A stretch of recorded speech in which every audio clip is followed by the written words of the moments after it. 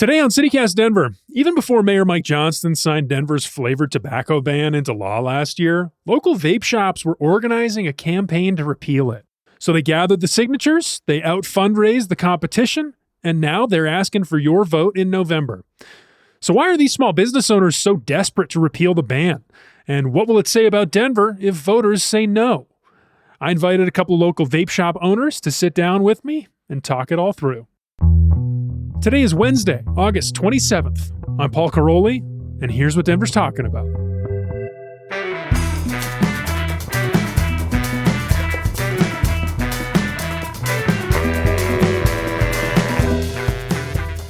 Phil Guerin and Kristen Hensel, welcome to CityCast Denver. Thank you. Thank you for having us. So you two own a couple of vape shops, chains of vape shops. Phil, you own Mixed Up Creations, and Kristen, Rusty's in Commerce City and Montbello. People are calling these vape shops. That's kind of where I want to start, is you two, your stories.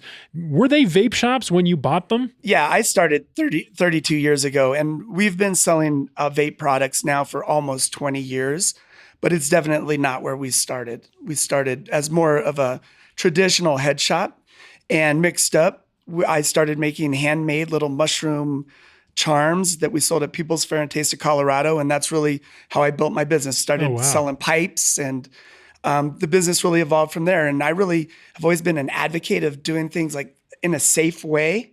And so we've been in front of this, and it seems like over the last 3 decades, I've been doing this for almost 33 years, that spent a lot of time and resources educating government. Okay, we're going to get into that. But Kristen, how about you? Did you get into this for the love of the vape?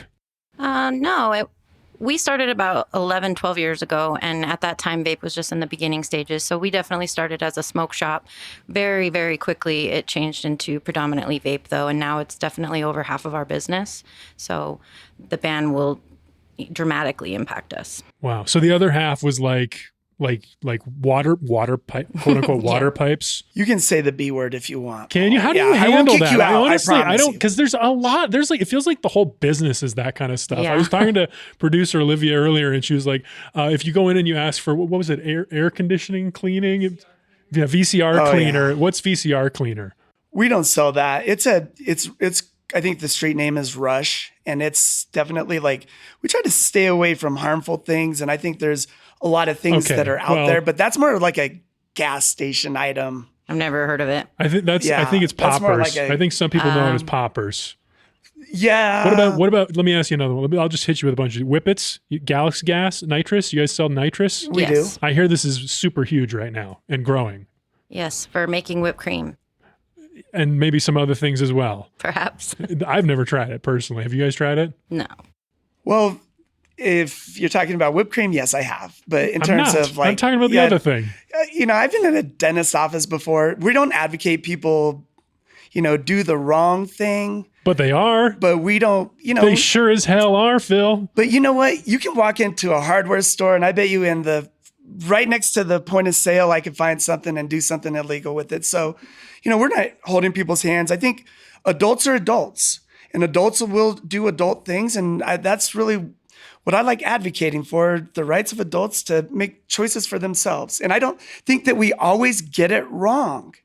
You are on message, and I respect that. So let's get back to the main topic of conversation. City Council passed a ban on flavored tobacco last year.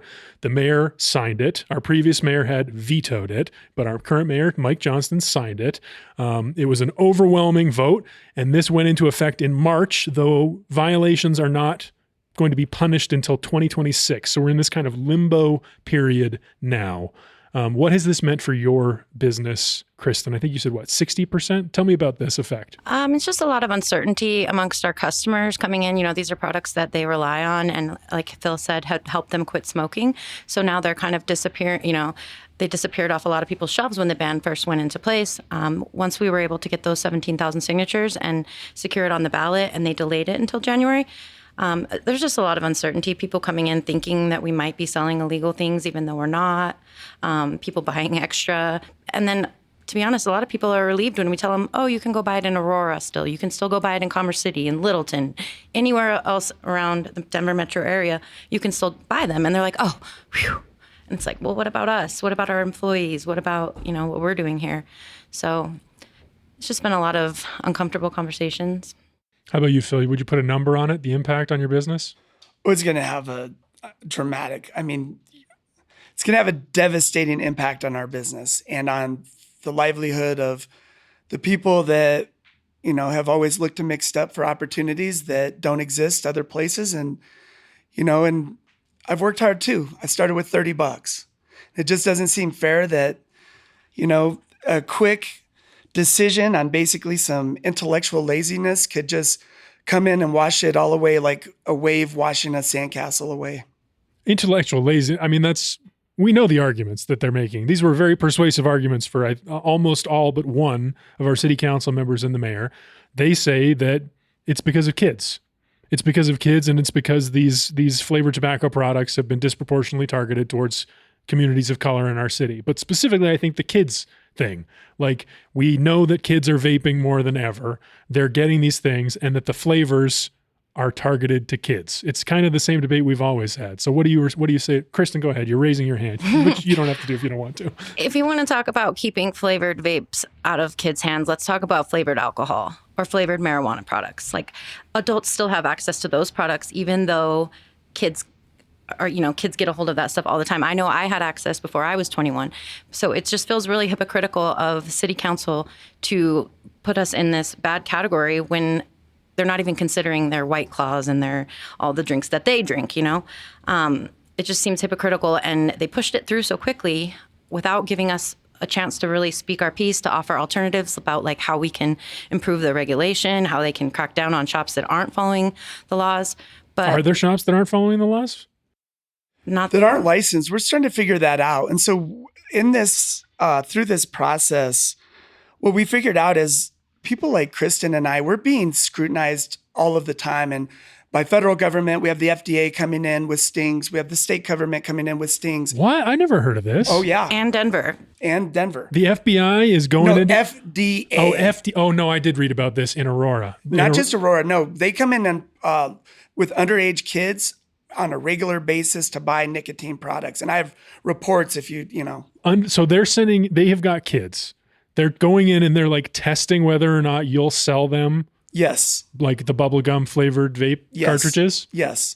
And so we're on the radar because Kristen and I, we have all of our licenses, and those are where they're going to enforce this. And what we're figuring out, and what I've just figured out, it's almost an epiphany over the last couple months. There's a lot of people that don't have nicotine licenses and they're selling these products. So they're just totally under the radar. Like, there's not any enforcement on those people. So Kristen and I are getting blamed for this problem, and it's really government not doing its job and regulating it the way that we intended it to be regulated. We as voters. What do you mean? What's the right? Kristen, you said this too. You said there were other ideas that that local government didn't consider. What are these other ideas you guys prefer? Treat us like a dispensary. We can, scan IDs at the door. We already don't let anyone that's not 21 into the store. We can, we can follow those compliance checks that they're coming in quarterly for the city and the state, and people that are not following that should be punished. They should have the fines. They should have their licenses taken away. They should be shut down. And Phil and I and all the other, vape shops that we've been working with through all of this, they are following the law, and we all have too much to lose. We don't want to lose our businesses over selling to kids that we don't want vaping in the first place, Yeah, that's the crazy thing about this whole topic is that there's so much middle ground. We all agree. Nobody wants youth to start using nicotine products, and especially kids to use these products in general. I think it's also a bit of a fallacy that only kids like flavors, because I'm an adult. Sometimes I vape and I like flavors and I will mix up my flavors. And so I think that this whole that it's being targeted towards kids, it's not. And so we need to solve the problems. We actually were never brought to the table. And Kristen actually referenced this as probably the greatest stakeholders. We were never brought to the table. And we kind of found out about all of this at the last minute and we're able to put up a little bit of opposition. But that being said, we think we have good ideas with RF scanning, with ID scanners, treating it a lot more like regulating it. And that's government's job, because nicotine is not illegal. And so they need to do their job, and their job is not banning. Nobody asked for that. We have all of these budget restrictions right now, and the city of Denver is on a $250 million budget deficit, which is repulsive to me because I've seen the amount of money that's been handed out over the last 3 or 4 years. But we're talking about the taxes on these products is $13 million of tax revenue for the city, at least. I saw that your campaign manager gave me this figure as well. I hadn't seen that before. That's new to me, that you all have done some calculations that the sales tax revenues from flavored tobacco products amount to $13 million contributed towards the city budget, that if the ban it goes into effect, those wouldn't be there. But I got to be honest, 13 million, that's not going to make a huge dent on the deficit we got. It would keep the 600 employees that are getting laid off right now. And my heart goes out to those people. 169 employees got laid off. 169. Hundreds more positions were canceled. How many positions were canceled? I'm sorry. 600 and something. 600, that's what the number I was referring to. Either way, that'd be 600 more jobs, that good paying jobs at least. When we start talking about this money, they didn't want to pay DA Walsh the money that he was worth. I saw city council bicker over his salary, and we've got to compete with the private sector to be able to recruit the talent that we need to recruit. We could have hired hundreds of DA Walshes with the money that we're talking about. As a native, as a citizen, as somebody, like I said, that I love Denver, I love Colfax Avenue, I love the Broncos, I love the Nuggets, I love the Avalanche. I really think that our politicians are letting us down on this, and I feel like the money is there, and these changes, like, why did we have to do this now? Is it that big of a public crisis? Here's the answer. You said these things aren't targeted at kids. Kristen, I want to ask you this. I pulled up the website for this is from, and now I don't know this stuff. I don't do this stuff. But this is the product I see most popular. Geek Bar. Is this the big seller right now? Geek Bar? Yes. Okay, so these are like small colored cartridges. You got one right here. Describe this for me. What are we looking at? It's a small disposable device with a battery built in and juice built into it. You just turn it on and start puffing on it. It's got a flavor of strawberry savers today. Mm-hmm. I'm an adult and I enjoy strawberry savers. Mm-hmm. What can I say? Is this a single-use thing or do you refill it? No, it's a single use. It has 25,000 puffs on it. Mm-hmm. And then after that, it's toast. Yep. Is it recyclable? If you take it to like Best Buy or something. Really? Mixed Up does. Our stores, we recycle all of the lithium batteries. Interesting.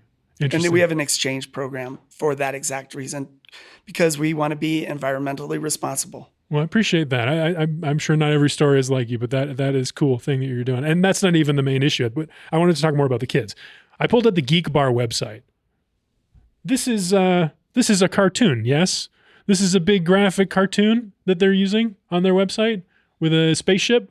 It's an animation, and honestly, with AI, that's an AI-generated animation, and that's what all AI-generated animations look like. I've been in several industries, and that's the standard norm right now. But as an adult, I would have to say, and I'm also slightly nerdy.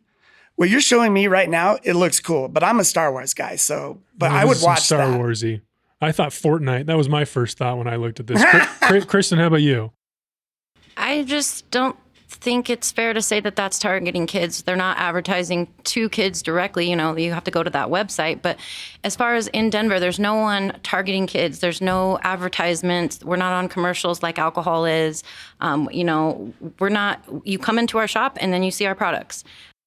Good point, Kristen. But we know that they're getting them, and we know this is the CU Anschutz reported this. Jan Lowry, PhD, MPH, Assistant Director for Dissemination and Implementation for the CU Cancer Center's Office of Community Outreach and Engagement. Around the time the ban was passed, she said, about 20% of high school students who vape say they do so, quote, because of the cool flavors and the marketing that goes along with it. Plus, it looks like candy. We know this is why they do it. I wouldn't necessarily go that far, because when I was in high school, it was cigarettes, and there weren't all those flavors and stuff. And actually, nicotine use is down tremendously. Like, it's not even close. Even the amount of kids that are using vape products right now.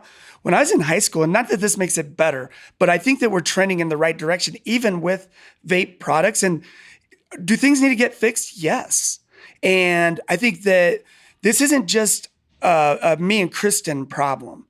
This is a home issue. This is kind of what the schools are tolerating. There's a lot going on here, and I think there's a big double standard. There's already a ban for kids. It's 21 years of age. And so we should treat it like alcohol. And like if you go into class and you crack open a can of beer, what's going to happen?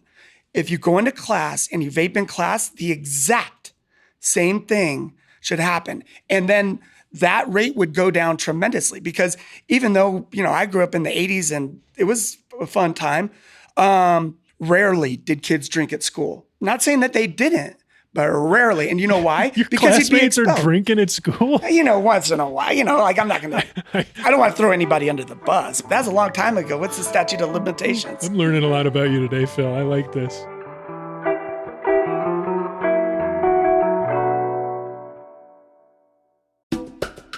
This episode is brought to you by Kuvo Jazz. It's not the notes you play, it's the notes you don't play. Miles Davis. A lot of people say podcasting is like jazz. The real genius is in all the terrible takes you don't say. And that's why I'm so excited to be sharing my love of Kuvo Jazz, a legendary local public radio station with a mix of jazz, blues, and Latin music reflecting the rich cultures of its listeners on 89.3 FM. Megan and I, that's my wife, have only 5 preset stations in the Prius, and Kuvo is one of them. Always a good place to land. That's a personal testimonial from me. They also host intimate studio sessions with nationally touring artists and put the spotlight on Colorado's rising stars and student musicians too. From timeless classics to modern innovators, Kuvo is a great way to discover the stories behind the music and the artists who keep these genres alive. Join the community, support, listen, and connect at kuvo.org. That's kuvo.org.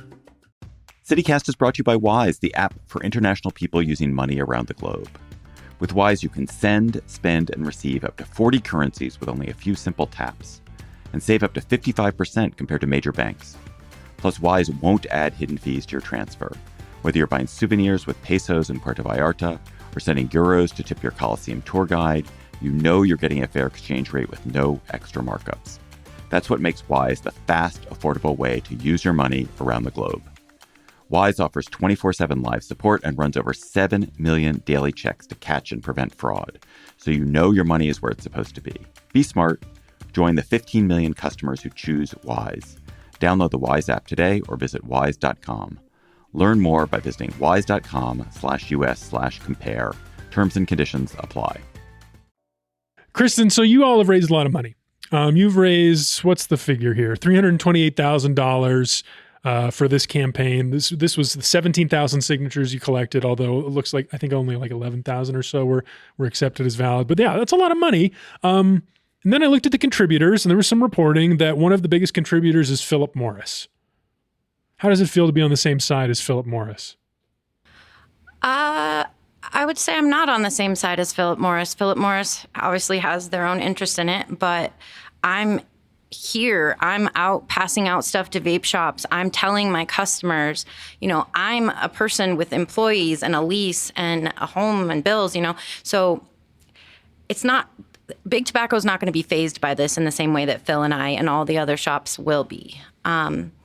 So for maybe the opposition to say that it's kids versus Big Tobacco, that's not the case at all. It's kids versus small businesses in Denver that are following the law and contributing sales tax dollars and paying people and just trying to enjoy our lives in Denver, Do you accept zero responsibility for the fact that these tobacco products are getting kids addicted to nicotine? Is it on us? And that's the thing. Like, it's is it on you? Is it in not, any way? It's in not, any way? No, You're the ones bringing in the products. You're selling the products. Yes, but I don't think that the products that Kristen and I sell get to kids, because I think that most of these products are coming online and kids are dealing them to kids using Snapchat and at school. So I don't think that we have anything to do with this. And I feel like we're on the side of fighting for the rights of adults. And there's a lot of things that are legal that kids should not have. kids shouldn't say bad words. There's a lot of things that adults have privileges. And I don't think that as adults, we sacrifice our rights to protect our children. I do believe that as parents, you've got to be proactive. I've got a 14-year-old daughter. I've been telling her whole life about these products, and it's a pitfall, and never go there. And I think that it's a hard conversation to have, and we should have those conversations. But I don't think Kristen and I share that responsibility. And then, or it's not on us. And then in terms of like big tobacco getting behind our movement, they're getting behind our movement. We didn't get behind their movement. And also as a small business person, and well, you're selling the products. As a Democrat, I like what Philip Morris is doing in Aurora, and we should be happy that they're bringing those jobs here. And you mean sorry, you're referring to the fact that they're building a giant Zyn plant. A Zyn plant, and I think that pouches, that there are better ways to consume nicotine and healthier ways than smoking cigarettes. And pouches and vapes are two of those products that are just, you can't even compare it. And I know you were quoting a doctor before. Actually, at the town hall that we had with city council that we weren't invited to, we actually asked a surgeon from the Lung Association. I asked him, I was like, what is, if you were going to, even though it's hard to quantify, how much better would it be, or how much worse are cigarettes and vaping? And he said probably 95%. And nobody's saying that vapes are good for you. We're not selling this as a health food product. But as an adult, I don't think there's anything wrong with, you work hard, you pay all your bills, you pay your taxes. Can I have a drink? And if I want to have a cigar, a flavored cigar, a cigarette, a flavored cigarette, a vape, if I want to gamble, if there's a lot of things as an adult, I feel like I kind of earned that as an adult. And we can protect our kids. And so what Kristen and we proposed solutions. The ban is not the solution. These products probably are only it's going to get worse after this ban because it's a banned product, and it's exciting, and nothing's going to happen to the kids that have them. So, the allure of this whole thing is just going to build on this ban. And the ban is, like I said before, it's intellectual laziness. We came with dozens of solutions, and as the major stakeholder, I hear it. You're saying basically the libertarian case for this, that adults should be able to make their own decisions. Why take away options just because of the hope that, it might help some abstract way kids keep off of nicotine. I understand that. But you're not acknowledging that a lot of Denverites do feel that the government does have some responsibility to take care of kids in this way. And that's actually the premise for a lot of regulations that we have around kids. There's things like, this is the whole premise of public education. Parents don't have time to do this kind of thing. So we pay higher taxes to fund schools that teach our kids every day. And that's why I was saying government has got to do their job to regulate these products, not to ban them. And exactly what you're talking about, regulation. And we need government. We need government to step up and enforce the businesses that are selling these to kids. They need to prosecute these people. They are criminals. They're no better than, they're the worst of society as far as I'm concerned. If you're selling these products to kids, like, they should be banned from society. But, they should have legal issues on this. And I agree. Government, there's a place for government to regulate these things. And it is government's job. And they did the lazy thing. They banned it. And that's not going to fix the problem. Kristen, if the ban goes into effect, what happens to your business? Well, in the interim, we will just sell it all out of Commerce City. We are in a fortunate position that, any inventory that we have left over, we will ship to our Commerce City store and send people over there all day. So, but a lot of Denver vape shops don't have that option. A lot of vape shops in Denver are just vape shops. They're not necessarily smoke and vape shops like Phil and my shop. So they're going to be, I don't even know, defaulting on their leases, laying off employees. In our case, I don't really know what to expect. Do you know any kids that vape? No, but I don't really know a lot of kids. Fair enough. I will say one thing that happens to us almost daily is parents coming in trying to buy products for their kids with their kids. And the kid will stand there and pick it out with them. They'll come to the register. My employees will ask them for both of their IDs. And these parents will get extremely mad that, well, I'm buying it. I'm buying it for him. I'm his mom. And it's like, you are breaking the law, and you're trying to get me to break the law too. How old are these kids that are coming in with their parents? 16 to 19, 20. This happens every day? Yeah. People get very mad at us when we don't sell to them without IDs. And we kind of, it goes along with the other thing, like treat us with the same respect as a dispensary, because we're trying to follow the law. And so if we did have some, big news story about how vape shops are going to be like dispensaries on lockdown, then maybe people will understand. Don't come in here and try to buy for a minor. Don't come in here without your ID. And we're more than happy to follow those kind of regulations. It would actually make our lives easier if we could just stop people at the door, But it would be a big investment. That stuff all costs money. Would you be prepared to spend all that money for all that stuff? Yeah, we already, have paid for software that scans IDs. We train each one of our employees on a company, a WeCard program that trains, that's like a 45-minute program that trains them on how to check IDs. And they all know that if I see them selling to someone without an ID, or if they were to sell, if something were to happen, they're terminated immediately. It's so serious. Have you had to do that? Once I did a few years ago. Yeah, terminated on the spot. Well, you got 2 months left before this vote. Denverites are going to be deciding what to do because it's on the ballot. It's a little early probably for people to be thinking about it, but what's the game plan for the next 2 months?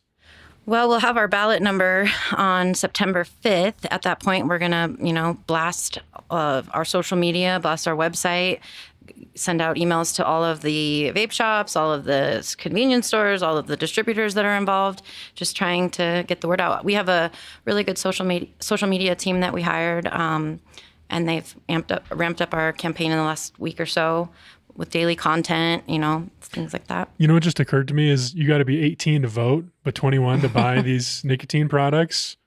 I wonder how are you going to be talking to those people? Like, what's the young person vote here? It's a midterm election. I mean, just pragmatically speaking, this is not going to be an election that gets young people out to vote, because it's off election cycles. So, it's going to come down to the people that really care about the city. It's going to come down to probably older voters and people that will be voting in this election. And I think that, the small business aspect of this, I feel like the libertarian, like you were saying, the libertarian aspect of this, that people, the people that have been here for a long time understand that here in Colorado, we are a little bit libertarian. And that's why I love our governor. Our governor was the first governor in the United States to come out and say, we're going to have to learn to live with COVID. We're going to have to open things up. Before DeSantis, before Abbott, before any Republican governor, our governor said that. And I like that libertarianism. And I don't understand why we can't be progressive libertarians, because, being born and raised here, Colorado is somewhere geographically between California and Texas. And I think that the people that are here, our mindset is somewhere between Texas and California. And just because they're doing it in Oakland, we don't have to do it here. And I love Oakland, and Oakland has been super progressive on a lot of issues that I really respect. But I really think that the voters that are going to be voting in this election are going to understand that this is a libertarian issue, and that adults do not have to sacrifice our rights. Well, that's what's interesting to me about it, is because I think that's what the decision is. And it really does say about where Denver was and where it's going, because the population of the city has changed a lot in the last 15 years. Maybe it's a lot more people who don't have that kind of libertarian streak that the governor has. Well, we'll see in November. We will. Thank you, Paul. Phil Guerin, Kristen Hensel, thank you so much for joining me. Thank you for having us. Thank you. That's all for today here on CityCast Denver. If you enjoyed the show, why not take a minute to tell someone working on that new Zin factory in Aurora about us? Rate the show wherever you get your podcasts, and subscribe to our morning newsletter and learn more about us at denver.citycast.fm. And remember, you can support the show and get great perks by becoming a CityCast Denver neighbor at membership.citycast.fm. We'll be back tomorrow morning with more news from around the city. See you then.